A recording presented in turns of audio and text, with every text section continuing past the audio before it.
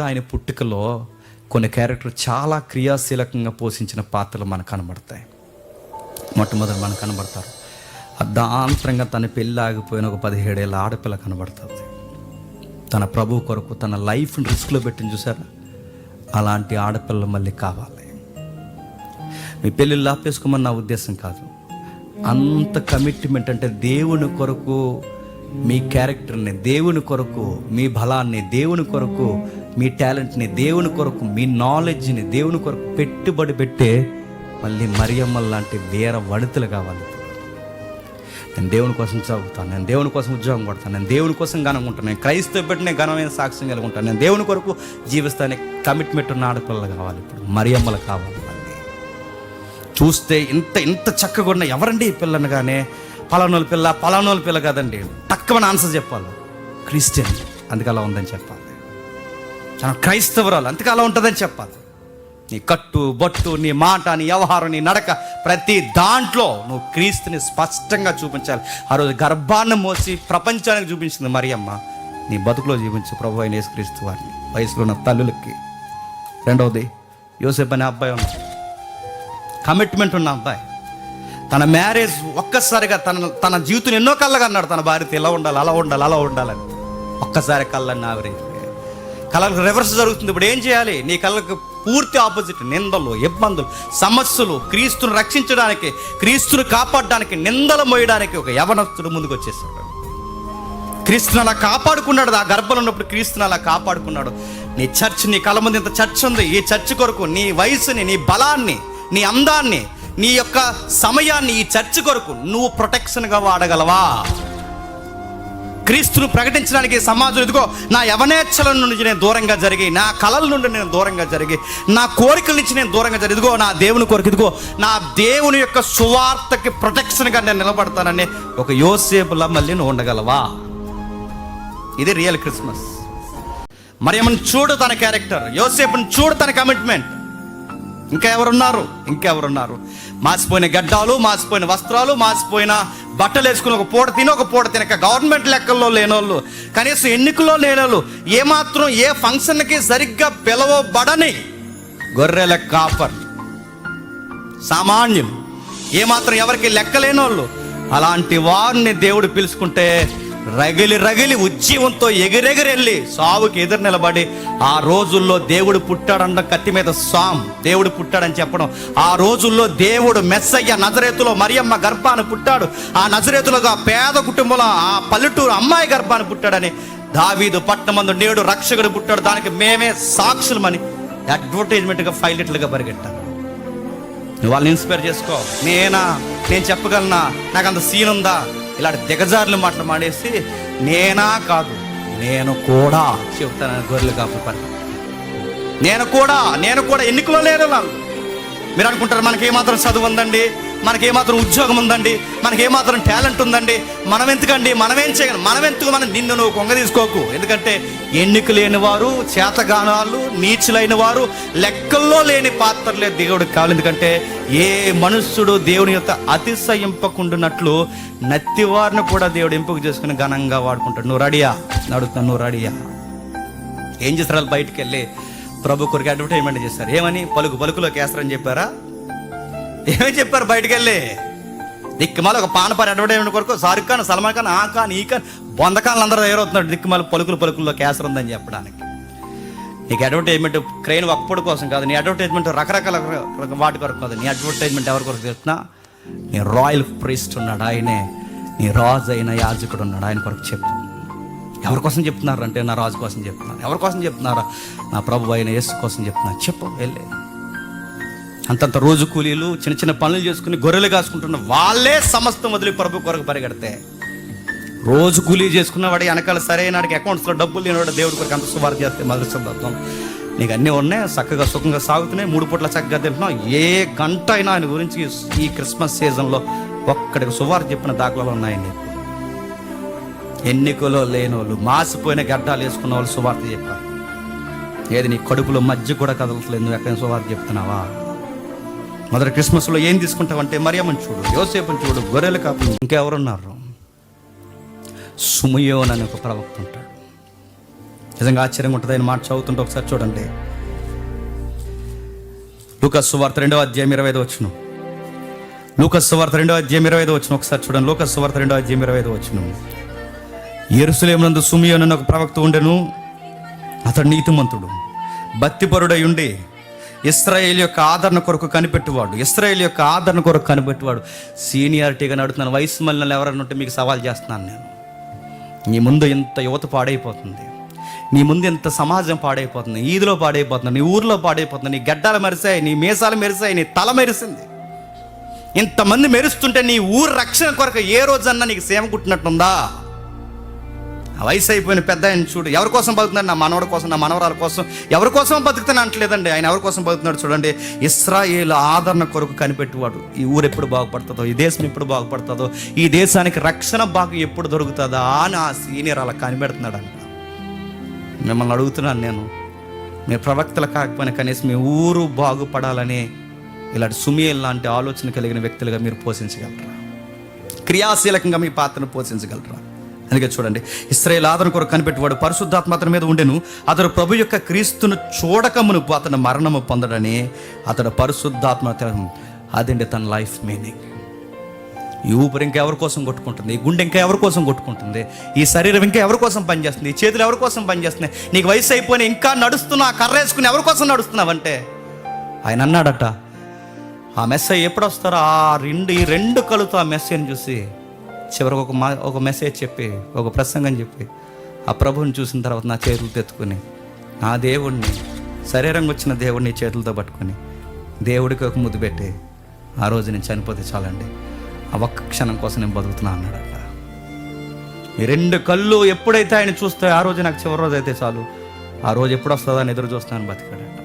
క్రీస్తుని చూడడానికే బతికాడు, క్రీస్తును ప్రకటించడానికే బ్రతికాడు, క్రీస్తుని భుజాల మీద వేసుకుని చేతులు తెచ్చుకుని ఆడించడానికే బతికాడు. వయసు మళ్ళీపోయింది నీకు, నేను అడుగుతున్నాను, నేను దేనికోసం పోతున్నావు? సగం వయసు అయిపోయింది, కాళ్ళు కాటికి దాస్తున్నావు, ఇంకా ఎక్కడ తిరుగుతున్నావు గుర్తుపెట్టుకో.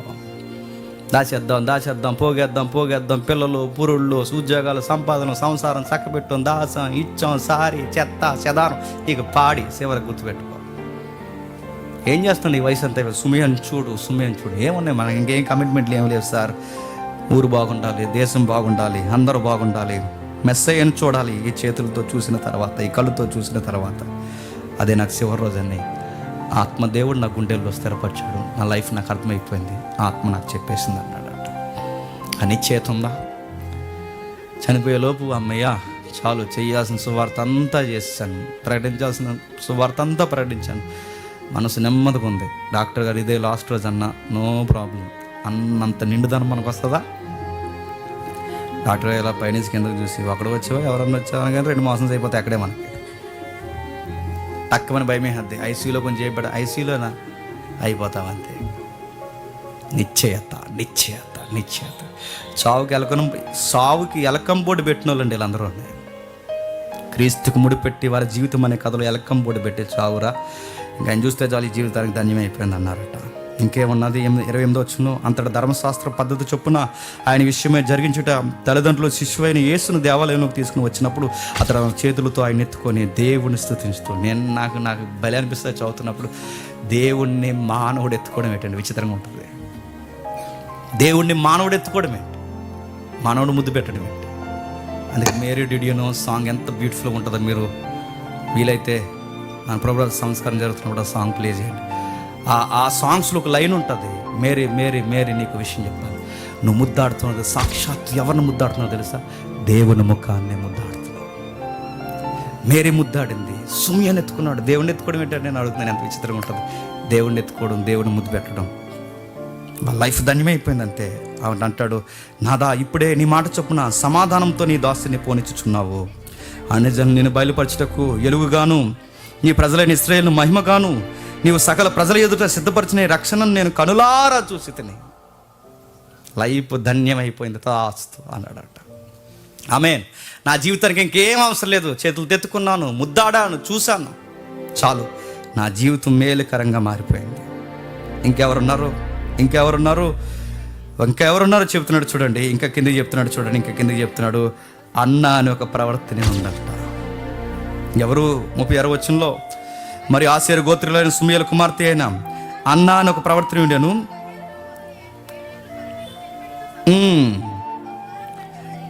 ఎవరు వాళ్ళ తండ్రి పేరు ఏంటంట? పనియేలు. పనియేలు అంటే పెనియేలు అంటారు. పెనియేలు దర్శనం తెలుసా? పెనియేలు దర్శనం, యాకోబు పెనియేలు దర్శనం తెలుసా తెలీదా? యాకోబు పెనియేలు దర్శనం, పెనియేలు దర్శనం అంటే యాకోబు దేవుణ్ణి చూసిన స్థలం పేరే పెనియేలు దర్శనం అంటారు. యాకోబు దేవుణ్ణి చూసిన స్థలం పేరే పెనియేలు దర్శనం అంటారు. యాకోబు దేవుణ్ణి చూసాడు లేదో నాకు తెలియదు, కానీ ఆ స్థలం పేరెట్టుకున్న ఆ తండ్రి యొక్క కూతురు మాత్రం ఎవరిని చూసింది చెప్పండి? దేవుడిని నిజంగానే చూసేసింది, కళ్ళుతో చూసేసింది. పెనియేలు దర్శనం కళ్ళ ముందుకు శిశువుగా వచ్చింది.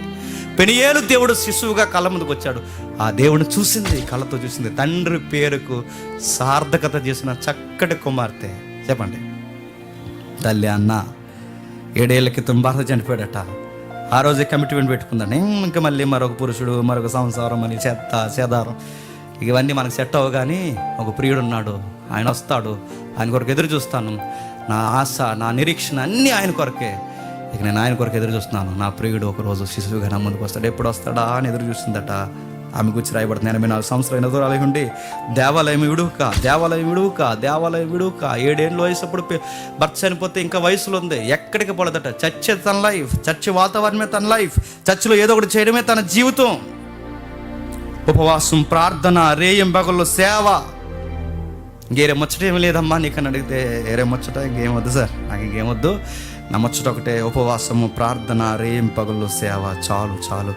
దేనికోసం ఇంత దేవాలయంలో ఎదురు చూస్తున్నామంటే, ఇది దావీదుకు దక్కని భాగ్యం, ఇది హిజ్కియాకు దక్కని భాగ్యం, ఇది ఆమోసుకు దక్కని భాగ్యం, ఈ దీనురాలకు దక్కిన భాగ్యం. వాళ్ళ పాటలు రాసుకున్నారు పాత నిబంధనలో, నీ దినములో, నీ దేవాలయంలో ఒక్క దినం ఉంటే చాలు 1000 దినాలతో సమానం అని.